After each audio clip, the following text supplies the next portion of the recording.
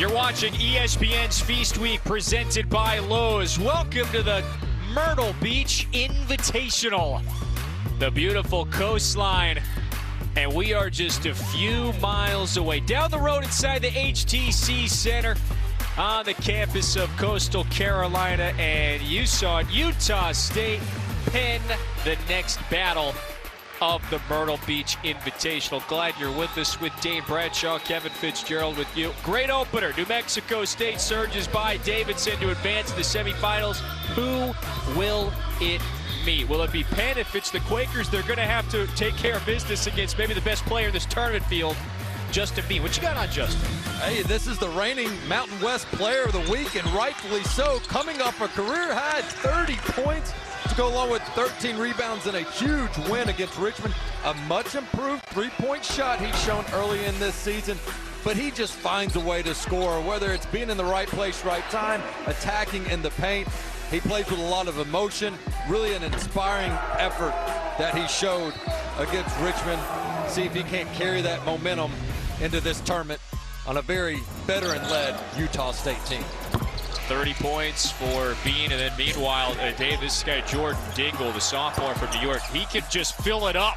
Yeah, if there's anybody that might outscore Bean and his teammates, it could be Jordan Dingle, and he's going to have to carry the load. He's not alone. They've got Jonah Charles on the perimeter as well as a good three-point shooter, but Dingle's going to have to put in a very efficient night on the offensive end. These two teams have a high bar to hurdle over because Davidson, New Mexico State delivered. Who will meet the Aggies tomorrow in the first of our two semifinals? Will it be the other Aggies, Utah State, or Penn playing basketball for the first time in 20 months? A little defensive intensity on this first possession. Ball rolled out of bounds. It sticks with Utah State. These Quakers staying. They go 20 months without playing. Of course, the Ivy League canceling fall, winter, spring sports last year. This is going to go back to the Quakers. And sure enough, in the first week of the season, Steve Donahue said, we're playing 4 games. We're going to play 8 in the first 14 days. Let's get it going. We haven't played this thing in a while. Yeah, muscles might be a little bit sore on this Penn team, but I'm sure momentum will take over. Look, they're excited to play. And as a player, you'd rather play a bunch of games than have a bunch of practices, and nobody knows that better than the Quakers. So here is Jordan Dingle. Started the year with 3 straight 20-point games. He finds Jelani Williams, works his way in, and the rebound to Justin Bean. And he is the stud in that Dollar General starting 5. He's averaged 23 over the first 2, plus 13.5 boards. You just saw him. He can bring it up as well. Big, strong, physical, lean presence. Nice work that time by Brandon Horvath. Really nice take there. The double team kind of bluffed at him, and he did not hesitate, did not get scared of the extra defender, kept going right to the rack. That's the starting 5 for the Quakers. And how about number 5, Dan Jelani Williams, 5th-year senior from Washington, D.C. He is not your conventional 5th-year senior. Ryan Odom knows that. New era, by the way, of Utah State basketball. Odom hired back in April. Takes the job after guiding UMBC to elevated levels of success. Max Lorca-Lloyd out to Dingle. Nope. There's Williams going to work on the glass. Jonah Charles can't stick the 3, so a couple of wide open looks, but nothing for the Quakers. Look at those long strides. Horvath. Bean couldn't stick it back. Here's a third look. Oh, terrific pass. It's the UMBC transfer, R.J. Idle-Rock. Looking at Bean on the baseline, but couldn't finish it. Maybe a few nerves early in this game as both teams missing a couple of bunnies, but you see how Utah State's going to get some of those open looks. Nice baseline cuts, just couldn't finish. There's Jonah Charles again from deep. Horvath up ahead to Rylan Jones, the Utah transfer.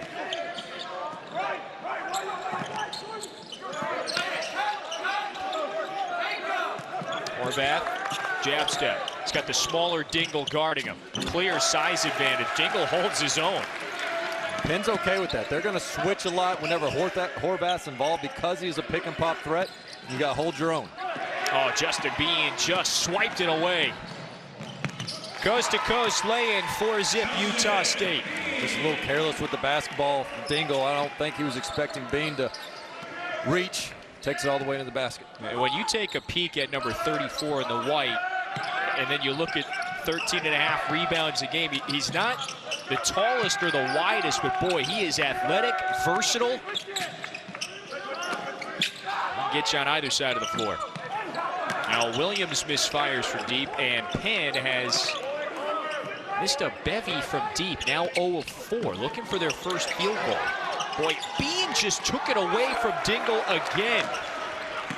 Brock Miller up ahead to Jones. He wants 3, pulls it, off right. Penn's got to find some more high-quality looks. This is a very good three-point shooting team, over 40% so far earlier in this season, so they're not going to be bashful. Would like to see him get a few cleaner looks from perimeter, not settle. There's Lucas Monroe. And he's got it. First Penn basket. That's the junior from Huntington Valley, Pennsylvania. A real crafty player along the baseline. Not going to score a ton, but he scores on ankles. Very opportunistic in the paint. Penn coming off of back-to-back wins at Bucknell and against Lafayette. They were back in the Palestra just 2 nights ago for the first time in 617, or make it 19 days. It's a lot of days to keep track of. Late in the shot clock, Jones. Head fake on his man up in the air. That's just a crafty veteran move. Yeah, and you see Coach Donahue telling Jelani Williams, stay down. You know his MO is to pump fake. They went over that and shoot around. Just did not execute defensively. Both these teams run just good, clean stuff on offense, as you were alluding to. Yes, they combine. They're just 4 of 16 from the field. That's a high percentage. Look, Max Lorca-Lloyd just cocked it back and slammed it down. He doesn't get a lot of looks offensively, but when they do, when he does, buckle up, because he is an above-the-rim finisher. Bean for 3. No. Monroe has it, pushes. Head on a swivel.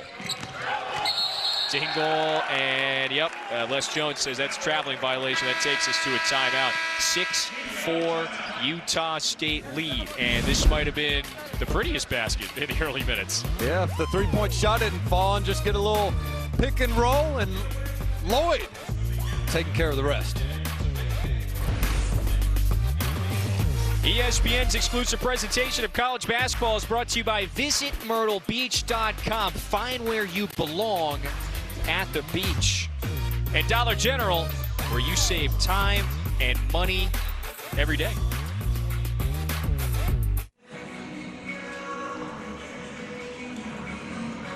Utah State and Penn, second battle of the day, Myrtle Beach Invitational. The first game was a good one. New Mexico State advances. Who will it face in the semis? We're going to find out. He's Dan Bradshaw, Memphis's finest, Vols captain at one point. Self-proclaimed. Yeah, right. I'm just following your lead. Kevin Fitzgerald with you. Hey, let's follow this man's lead, I think, in life. The inspiring Jelani Williams. He's in the starting lineup, has been for Penn. Dane, this is an uncanny story. Jelani, a fifth-year senior, but not by any traditional measures whatsoever. Oh, absolutely. If you want an example of perseverance, look no further than Jelani Williams. When you look at what he went through, the guy tears his ACL as a senior in high school, then 2 more tears while at Penn. So you see the DNPs, and then the season's canceled once he's finally healthy. And here he is, playing his first season, had his first home game the other night, 1,789 days between games. So any young player out there that's feeling sorry for themselves with an injury and wondering when will they get back, why me, all that stuff, look at this young man in Jelani Williams, who, by the way, he's a senior on paper, but he still has another 3 years of eligibility left after this. So is he going to ride that out? I don't know. But I've never, in my career covering college basketball, playing college basketball, have seen a story that unique. Well, neither have I. And you just referenced this. There's Brock Miller with the triple. It will be an excellent senior this year for the Aggies.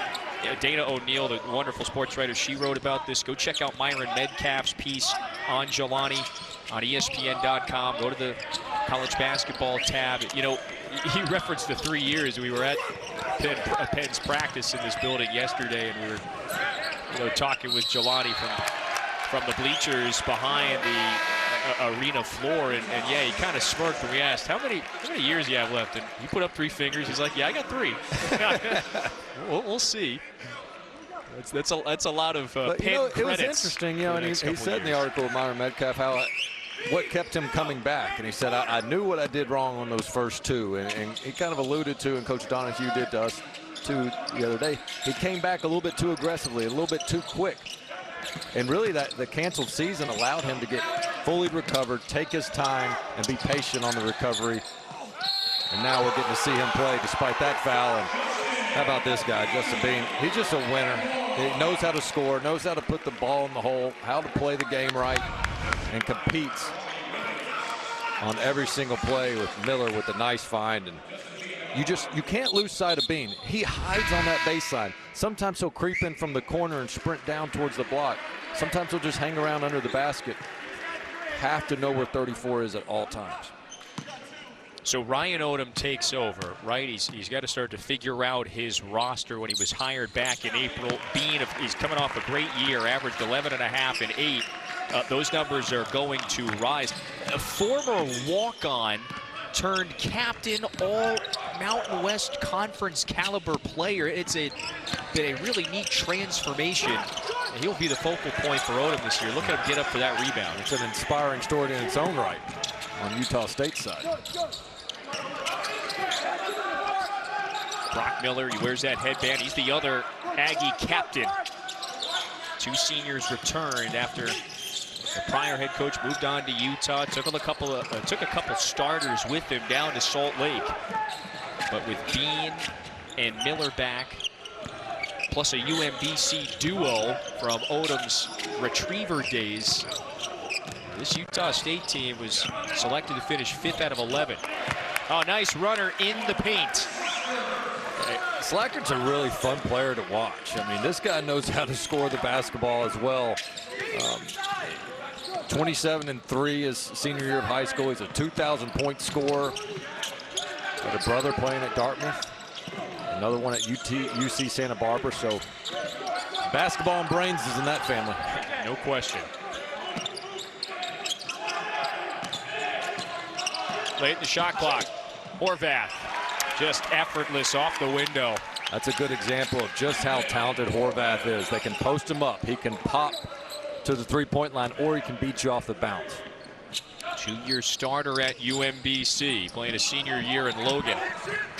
A nice dump down low. Nick Spinoza slips to the rim.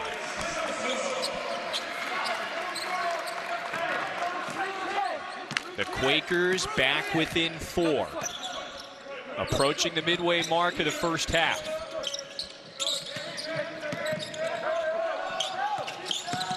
Steve Ashworth into the paint, fires back out. Yeah, Horvath just lost the handle on the baseline. And timeout in Conway. Penn within 6. Penn's going to have to manufacture some points, and this is one way. Use Dingle as a decoy, and Spinoza with the finish.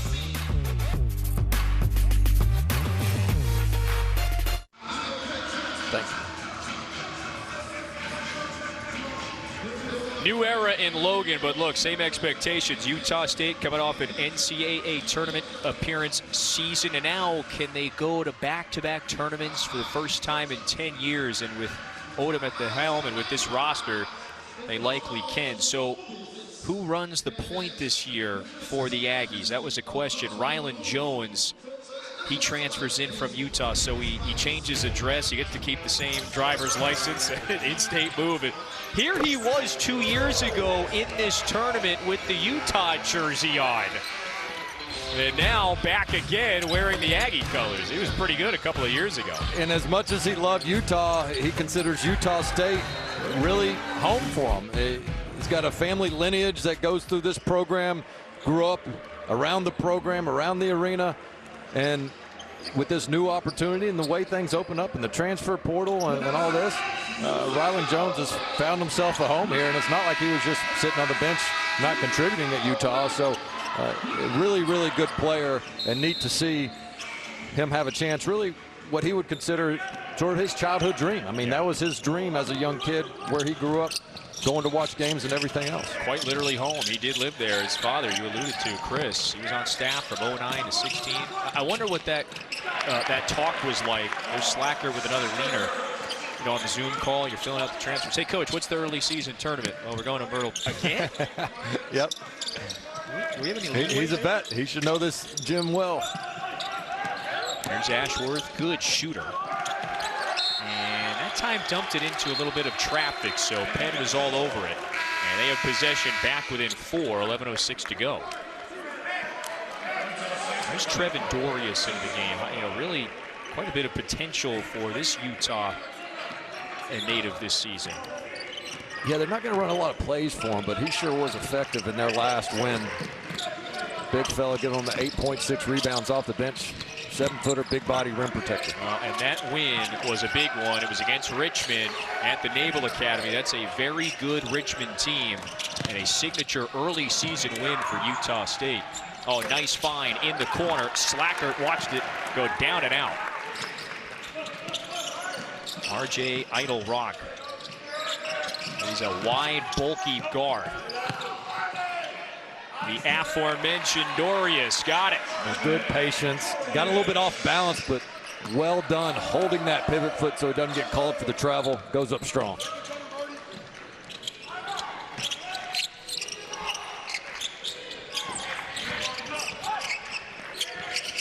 Spinoso realizes I got some space. That one was way off.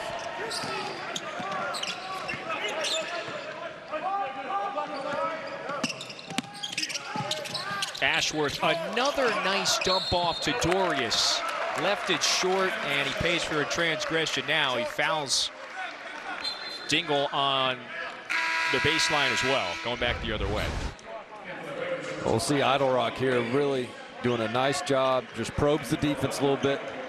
Draws 2 defenders, and easy bucket for the big man. Idle Rock's an interesting story because he's such a great player at UMBC.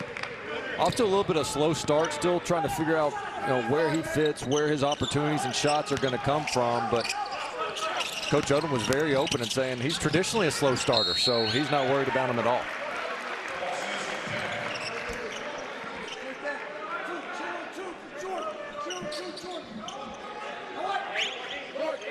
Hired back in April. I got to pinpoint this, Dane. When you look at that UMBC program before Odom arrived, I mean, they were losing 20 games consistently. In his 5 years, they went to an NCAA tournament and left quite a mark when they defeated #1 Virginia back in 2018. But they won a lot of games, and this was I think, a pretty sneaky good hire by Utah State this offseason. 2 completely different takeovers. At UMBC, he was trying to create a tradition, whereas here he's trying to carry on a tradition at Utah State. Slackard heads to the line, was bumped on the way up. It's the first on Idle Rock. Yeah, he won 63% of his games at UMBC. Really impressed at Slackard here. Excuse me, Kevin, no, but go ahead. The sophomore out of Thousand Oaks, California, has not been bashful at all early in this game. Aggressive in transition in the half court. And with so much attention that's going to be on Jordan Dingle and Charles, you're going to have another perimeter scorer and a little bit of a spark plug off the bench. And Slackard's been every bit of that early in this game. Fundamentally, what does Penn have to do on that side of the floor to stick with Utah State? They're at a disadvantage on the interior, and I don't think they're going to get much in the paint. But gone are the days where you had to throw it down low to get a paint touch. Now the paint touches come off penetration, and I think Penn's going to have to do some more of the penetrate pitch, get some open looks. Jones thought Bean was there to bail him out beyond the arc, and he began his cut just a little too soon. Small thing, but a big thing. you know, some players will shrug your shoulders and say, what were you doing? I was going this way. Bean, on the other hand, says, taps his chest, hey, my bad, man, that's on me. I mean, that's what a leader does. Senior from Moore, Oklahoma. He's poised for maybe a player of the year type season in the Mountain West. There's Kyle Mosh for the first time into the game, number 11 in the Navy. Monroe, he's holding the pivot foot, and well, only for so long. Traveling violation.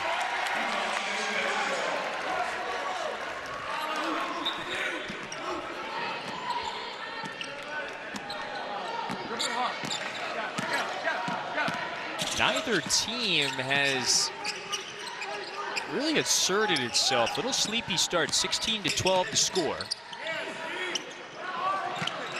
Right at the rim, Z Hamoda. Not that time.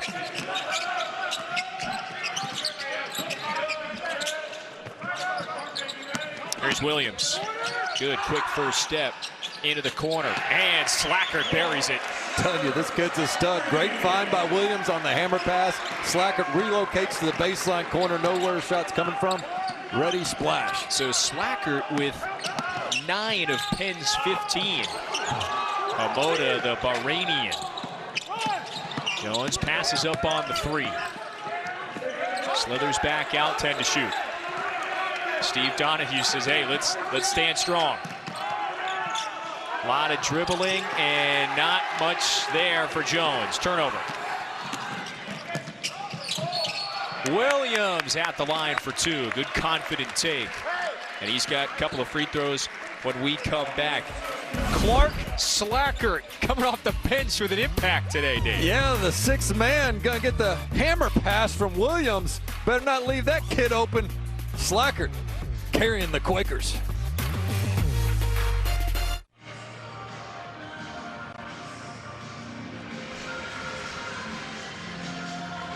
Penn within 1. Utah State has a slim lead, 7:26 to go in the first. One of these two will meet New Mexico State tomorrow in the semifinal. Well, they're right in the middle of that huddle. Steve Donahue. Boy, how thrilled, exciting was it this past week? Penn's return to the Palestra. Steve Donahue told us, I've been going to that building since I was 10 years old. The lost season a year ago, Dane. It was odd, it was bizarre, it was frustrating for players, for coaches. Boy, Steve said it to us. He's like, well, I watched a lot of games. I had a reckoning in the way in which I coach offense and defense. That was no easy year at all for anyone involved. Just a salute to everybody on the floor for coming back, sticking with it, training. That was an odd year. It's interesting perspective. I think all coaches learned something last year. And for Coach Donahue, even though they didn't play, he said, you know, we didn't play, but what we did get was to get back to just the coaching and the teaching and the practicing without the ups and downs of are you coming off of a win or a loss. And we just got to coach ball and try to get better as a team. And it might take a while for that to show on the court because you can't mimic the live game type scenario. And they played a tough schedule in a short amount of time. So, but I think they've got every reason to be confident that they're going to come out better from last year than they were before. Idle Rock got blocked. Monroe to Slackert. He looks down, sets the feet. Nearly his second triple. Well, no students were allowed on campus in the fall. They were able to return and practice as a team in the spring. What did Steve call it? It was like a 3-month training camp for us. Idle Rock, fearless. He goes right back in after getting his shot blocked. Justin Bean, this guy has got game. The senior swishes another. Well, and that was the one thing missing from his game a year ago, but he has been off to a hot start. Put a lot of work in. Shoots a little bit from his chest. Not the most perfect form, but the results have been really good early in this season. Dane, career high 30 last week against Richmond. Moskowitz slips and back out to Williams. Slackert, 2 to shoot. Does he realize? And he passed instead of shot the basketball. That's a violation. And boy, Max and Lorca Lloyd, to add insult to injury, got clocked in the face.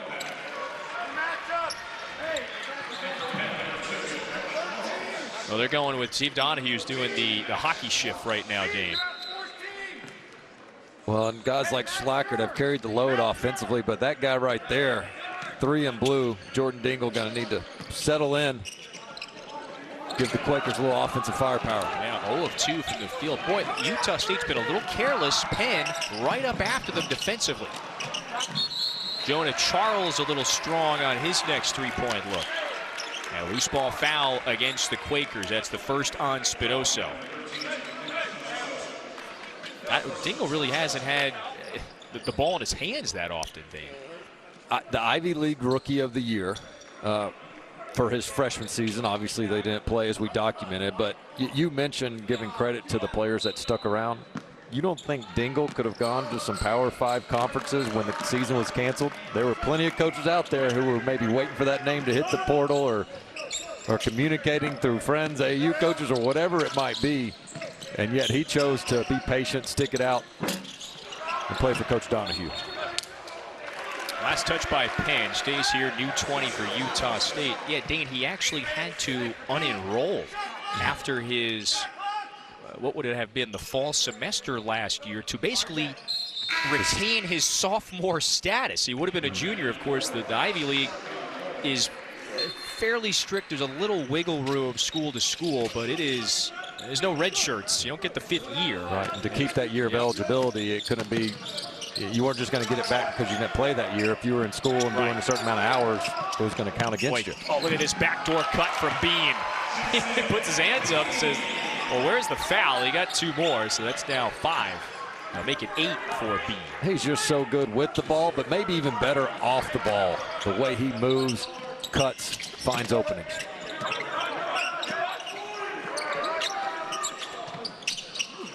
Cross-court feed, and the 3 is down. Charles finally gets one. Well, that's what shooters do, a short memory. Forget about the misses, the next one's going in. Started 0 of 3 from deep, and the Roselle, New Jersey native has his first triple. Here's Bean, just turn and fire. Penn within 1. Here's Dingle. That's strong. Jones, no numbers.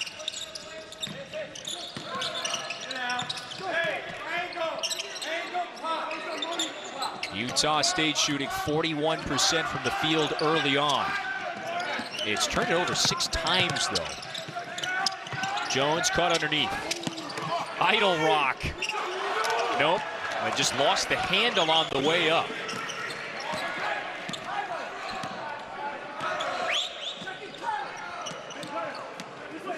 Penn has a chance to retake the lead.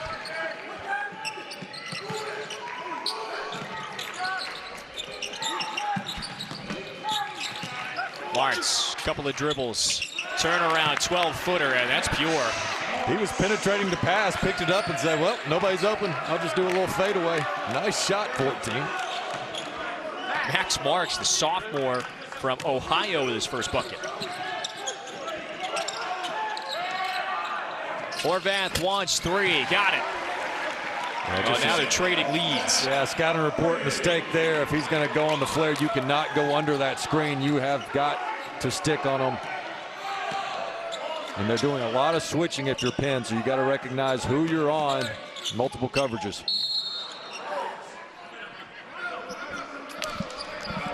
Well, Utah State had this big lead early on. Penn came back, 2-point advantage for the Aggies still. Horvath been held in check, but this is what they can do to you. A little flare screen. Nice job by Bean setting up his teammate Horvath. Don't want to leave that guy open. Tray ball. ESPN's exclusive presentation of college basketball is brought to you by Lowe's.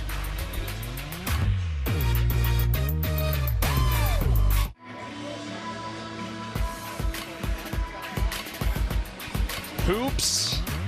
It's invaded the beaches here in South Carolina. We are in Myrtle Beach, but down the way, the Shriners Children's Charleston Classic underway. That's a really good field. Look at that nightcap. Marquette, Ole Miss. Marquette just took down Illinois.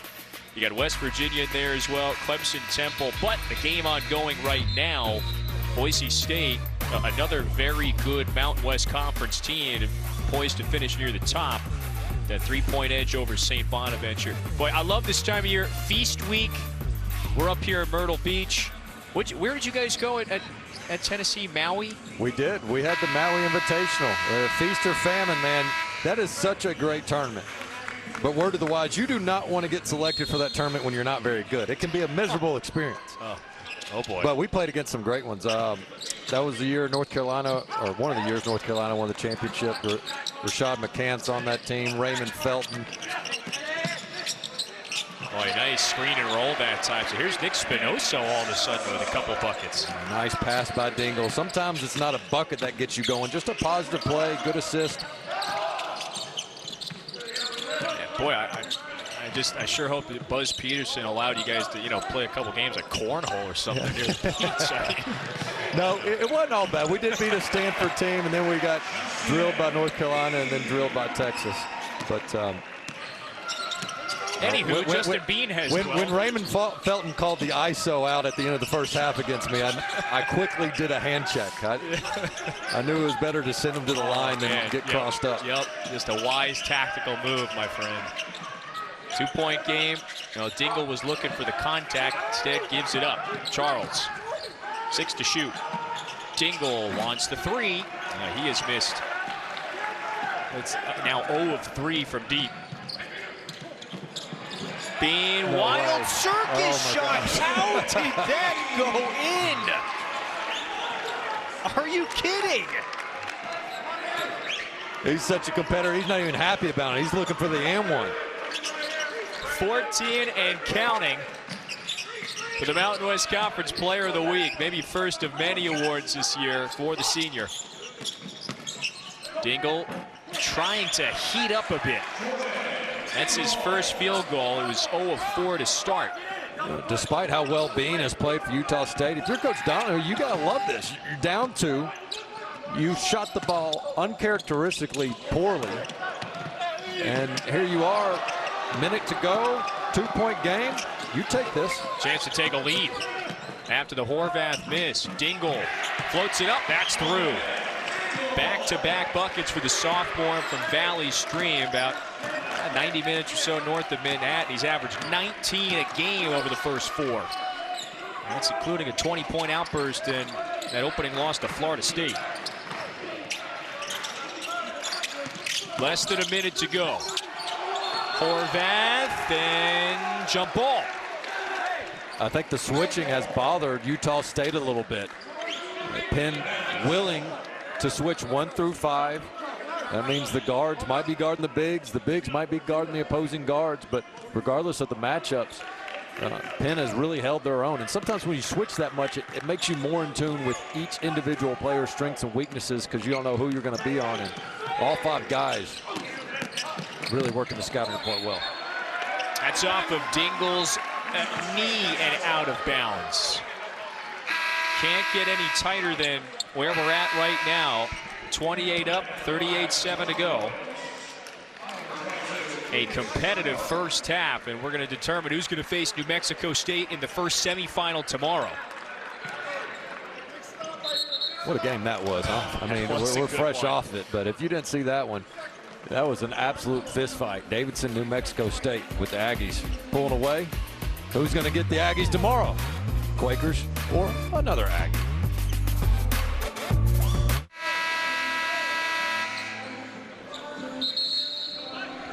Feisty Penn team that has things knotted up with Utah State. 38.7 to go till half. So, Dane, this is the Quakers' 5th game in 8 days. It's an NBA-like schedule. The only thing missing is a back-to-back. And that's coming this weekend. They'll play tomorrow. And a private plane. That's missing, too. So, the travel has not been easy on these guys. Well, they're trying to go from, what was it, George Mason to Bucknell. They had a canceled flight. And it got them to Pennsylvania much later than anticipated. So, yeah, it would have been nice to get the charter on that occasion. A lot of dribbling way outside the perimeter. 5 to shoot. Bean going to work on Moskowitz. Picks it up. Here's Jones. And wow, he didn't realize, boy, he's right there looking at the clock. I'm assuming he's going to just lay it up, and instead, Penn has a chance to take a lead into the break.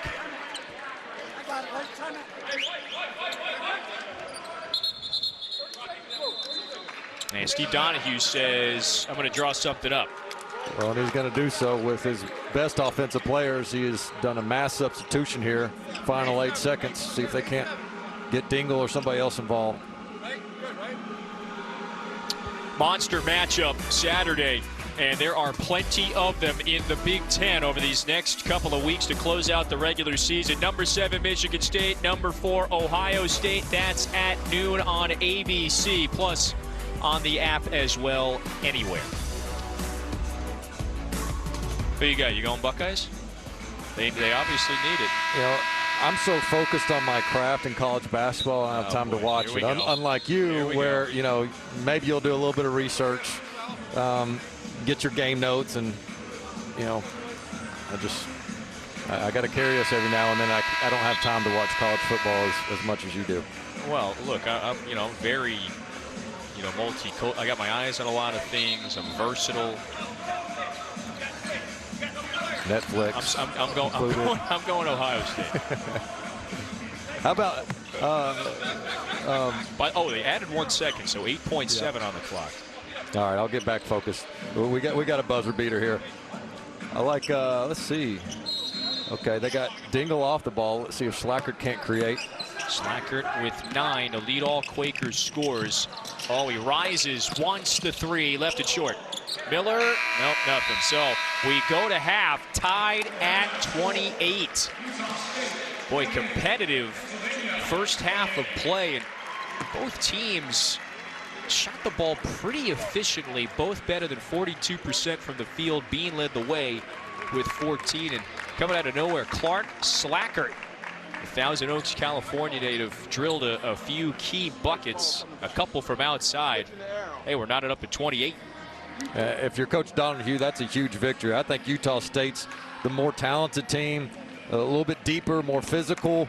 Maybe not more physical, but have the edge on the interior. And Penn has come to fight today, and some of those early games that they've had and lumps that they've taken, I think have prepared them well for this first-round matchup. Winner faces New Mexico State tomorrow in the first of 2 semifinals. Knotted up at 28. Long way, a long travel from Logan to Myrtle Beach. And Utah State has things knotted up with the Quakers out of Philadelphia. Timeout. We've got halftime right around the corner. We're back to the HTC Center after this.